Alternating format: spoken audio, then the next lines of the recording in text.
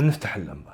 يقولون في بنت اختفت بيوم من الأيام، والوقت كان غروب الشمس. وقتها كانت الشوارع هادية وفاضية. يومها كانت تمشي بين المزارع والدنيا قاعد تصير ظلمة والهواء بارد، وكان الشارع فاضي، وما حد كان يتخيل ان هذاك الشارع بيكون آخر شيء تشوفه بحياتها. سيرا جوجن عمرها 20 سنة، من بنت عادية وتعيش حياتها بهدوء إلى قضية هزت ولاية أوهايو كلها. After nearly a year and a half of court hearings, this trial is almost here. January 16th is when it begins. Today was another pre-trial hearing.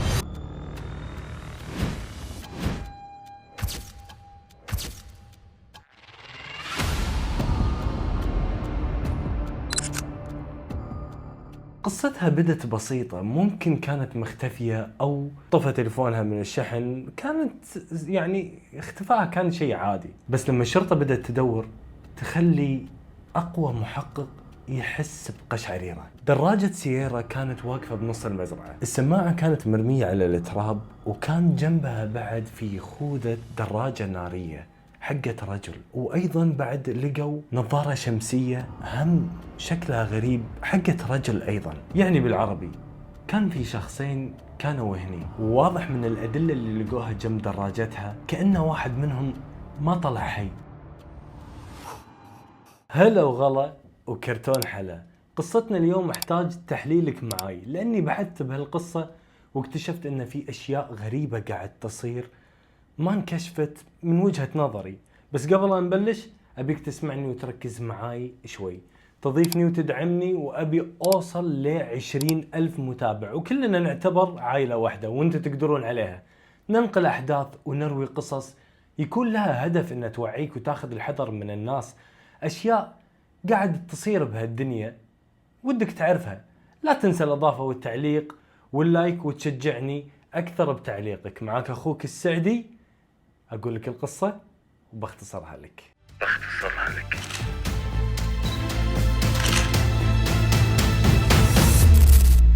قبلها بساعات سيرا كانت عند حبيبها جوش، قضوا وقتهم عادي طبيعي، ويضحكون وياكلون ويستانسون ويتغشمرون ويلعبون.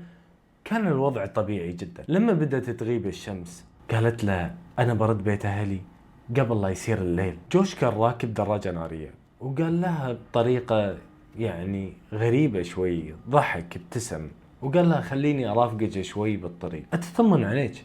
طيب خذها وصلها، خلك رجل، أنت اللي تلزم عليها، أنت اللي يكون موقفك جاد معاها، مو هي تقول لك شيء وأنت تمشي معاها تقول لها يلا خلاص ترضى بسرعة على طول. لا، هذه وظيفتك كرجل، أنت اللي تحمي البنت، أنت توصلها للبيت، مو تقول لها خلنا نمشي شوي. المهم مشت سيرا وجوش كان وراها. بعدين قالت له خلاص ارجع، كافي كذي، أنا خلني الحين أكمل الطريق الحالي. ودعها وقبلها ومشى.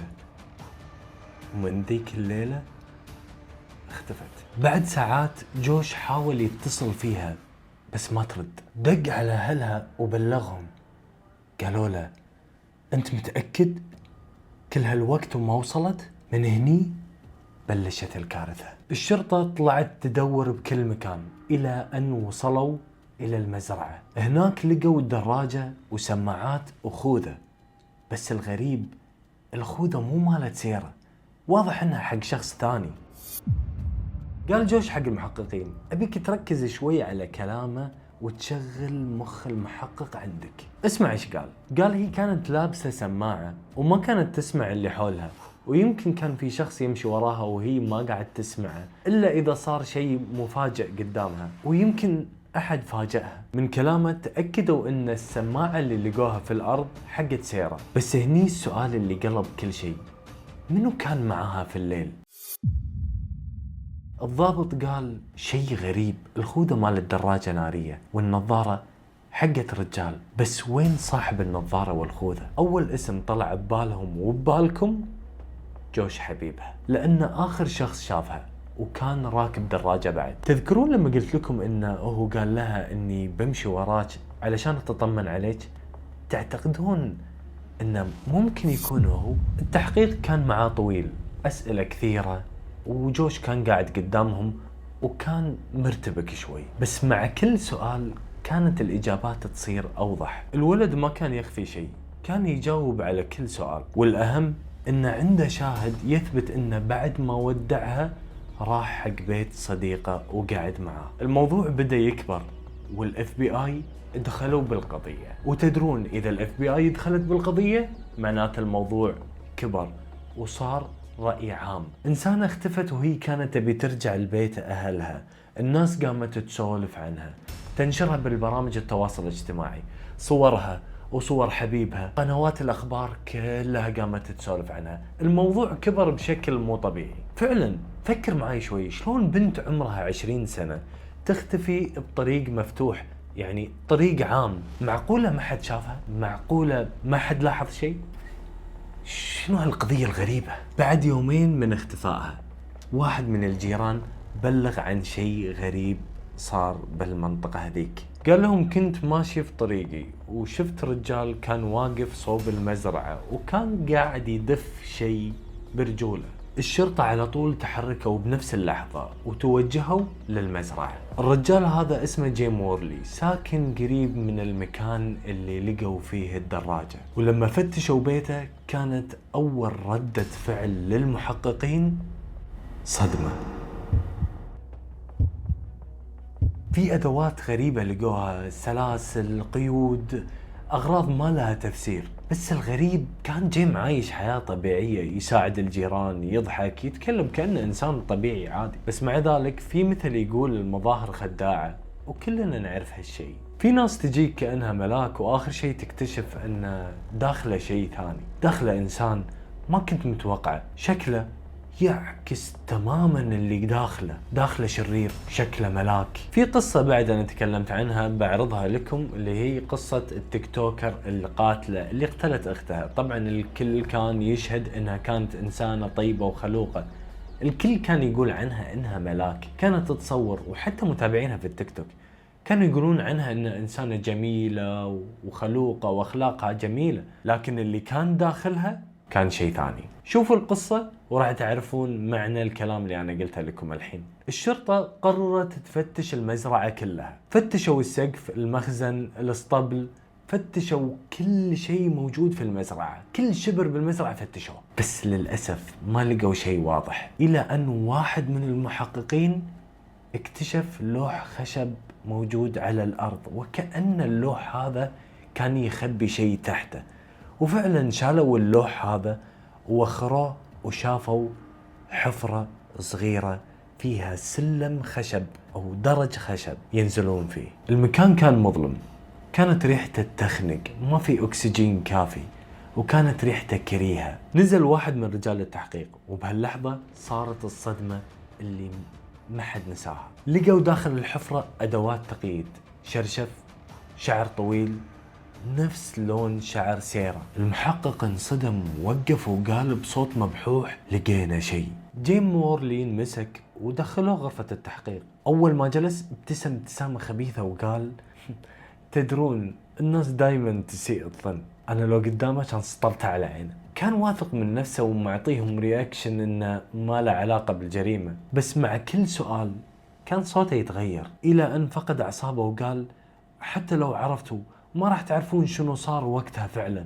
يعني هذا شبه اعتراف، كان واضح أصلا من شكله إنه مو إنسان طبيعي. واحد من الضباط قال هذا المتهم مو أول مرة يسويها، لما بحثوا بسجله اكتشفوا إنه من سنين كان يحاول إنه يخطف بنت بنفس المنطقة، بس طلع منها بكفالة. يعني بالعربي كل الأدلة تشير إلى أن جيم وورلي هو المتهم. أبيكم تفكرون معاي شوي، تتوقعون هل فعلا هو الفاعل، ولا كان في واحد ثاني معاه، ولا هو مو الفاعل أساسا؟ بعد أيام من البحث اكتشفوا الجثة.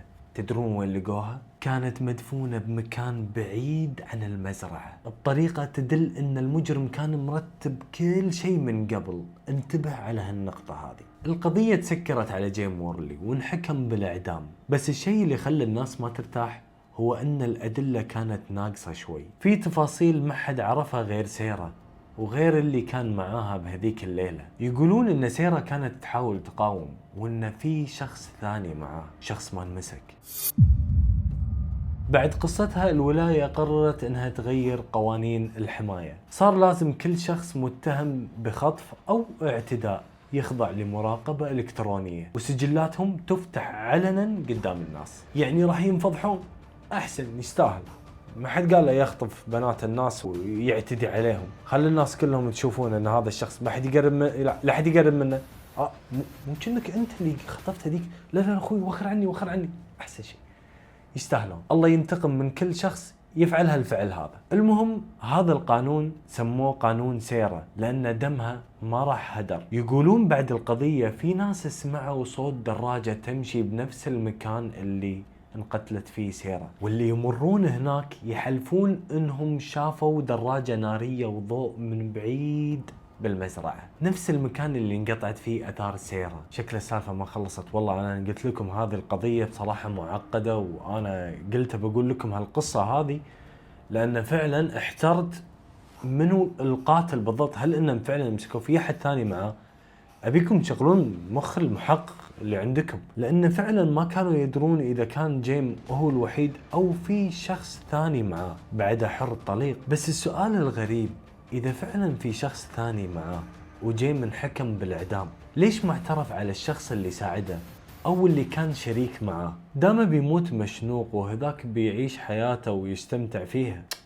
الموضوع غريب ومعقد والله. تعتقدون يمكن يكون الشخص الثاني للحين عايش بين الناس، او يمكن القصة ما انتهت؟ سيرا جوغن اسم ما ننسى، وبطريق مظلم تركت اثر يخوف حتى بعد رحيلها. مثل ما قلت لكم، شغل فكر المحقق وحل معاي هذه القضية. وفعلا هل ان الشرطة مسكت القاتل بنفسه ولا القاتل كان في قاتل ثاني معاه؟ دامك فتحت قناتي ووصلت لاخر الفيديو وقاعد تسمع كلامي هذا، لا تنسى الاضافة واللايك والتعليق والشير. ترى كل هذا يدعمني نفسيا ومعنويا ويشجعني اني انا اكمل معاك اكثر وبمواضيع اقوى ما سمعتها من قبل. هذه كانت قصتنا اليوم، واشوفكم على خير.